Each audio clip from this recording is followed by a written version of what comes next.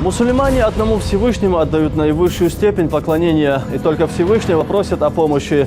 Молитва для мусульманина – прежде всего обращение к Богу, в которой он находит успокоение. А экстремизм – это наоборот, приверженность крайним взглядам и мерам, отрицание каких-либо соглашений. Экстремизм – это скользкая дорожка, которая уводит человека в сторону от истинных ценностей. Результат экстремистской деятельности сегодня у всех перед глазами. В Сирии миллионы семей оказались на улице без крова и пропитания. Многие тысячи людей погибли, и можно с полной уверенностью сказать, что цель бандитов была внести смуту во всем мире. Но зло не остается безнаказанным.